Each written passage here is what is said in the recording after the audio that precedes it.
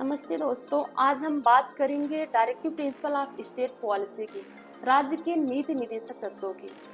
निदेशक तत्व fundamental right की तरह विधि द्वारा प्रवर्तनीय तो नहीं है, लेकिन एक कल्याणकारी राज्य की स्थापना के लिए निदेशक तत्व अति आवश्यक है।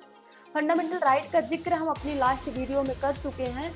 उसके जितने भी आर्टिकल डीपीएसपी के आर्टिकल से कोलैप्स करेंगे हम उसको नहीं समझेंगे, बाकी हम क्योंकि हम उसको समझ चुके हैं, बाकी एक एक आर्टिकल के इसको समझेंगे। निदेशक तत्व इतना इम्पोर्टेंट है कि भीमराव अंबेडकर ने उसे विशेषता बताने वाला तत्व कहा।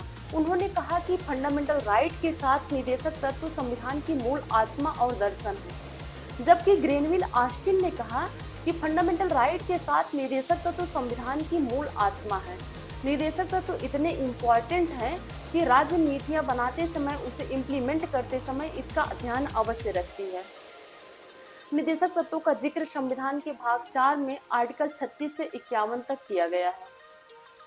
आर्टिकल 36 में राज्य की वही परिभाषा दी गई है जो कि फंडामेंटल राइट के आर्टिकल 12 में दी गई है। राज्य के अंतर्गत कौन कौन सी संस्थाएं आती हैं और राज्य ऐसी कौन सी संस्था है जो राज्य की क्राइटेरिया फुलफिल करती है, ये हम आर्टिकल 12 में समझ चुके हैं ऑलरेडी।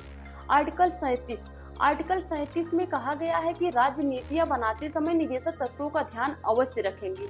अगर राज्य नीतियां बनाते समय ध्यान नहीं रखती है निदेशक तत्वों की, तो हम अपने वोट के माध्यम से यह जता सकते हैं कि यह सरकार एक कल्याणकारी राज्य की स्थापना करने में असफल रही। हम ये विधि द्वारा प्रवर्तनीय तो नहीं है, लेकिन हम अपने वोट से जता सकते हैं। यह निदेशक तत्वों को कुल 36 से 51 तक जिक्र है। इसे एक सरल वे में पढ़ने के लिए कुछ बुद्धिजीवियों ने इसे 3 भागों में वर्गीकृत किया गया है: समाजवादी सिद्धांत, गांधीवादी सिद्धांत और उदार बुद्धिजीवी सिद्धांत। यह संविधान में इसका कोई भी डिवाइडेशन नहीं हुआ था, कुछ टीचर या बुद्धिजीवी के द्वारा इसे डिवाइड किया गया है।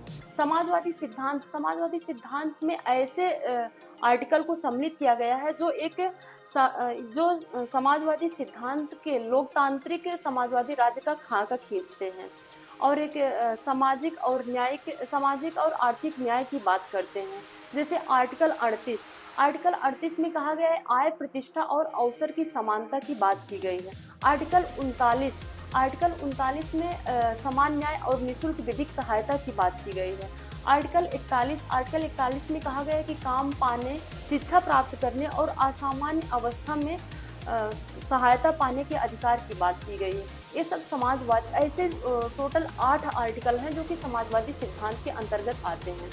गांधीवादी सिद्धांत में ऐसे सिद्धांत को सम्मिलित किया गया जो गांधी की विचारधारा से परिलक्षित है। जैसे आर्टिकल 40 में ग्राम पंचायतों के गठन की बात की गई है। आर्टिकल 43 में ग्रामीण क्षेत्रों में कुटीर उद्योगों के प्रोत्साहन की बात की गई है। ऐसे कुल 6 आर्टिकल को गांधीवादी सिद्धांत के अंतर्गत सम्मिलित किया गया है। और उदार बौद्धिक सिद्धांत में ऐसे आर्टिकल को रखा गया जो उदारवादिता की विचारधारा से प्रेरित है। जैसे आर्टिकल 44 में सिविल न्याय संहिता की बात की गई है। आर्टिकल 48 में पर्यावरण के संरक्षण और संवर्धन की बात की गई है। आर्टिकल 50 में न्यायपालिका और कार्यपालिका के पृथक्करण की बात की गई है। ऐसे सभी आर्टिकलों को उदार बुद्धिजीवी सिद्धांत के अंतर्गत रखा गया है। कभी कभी फंडामेंटल राइट और डीपीएसपी के बीच टकराव होता रहता है। ऐसे में सुप्रीम कोर्ट समय समय पर अलग अलग वर्डिक्ट देता रहता है।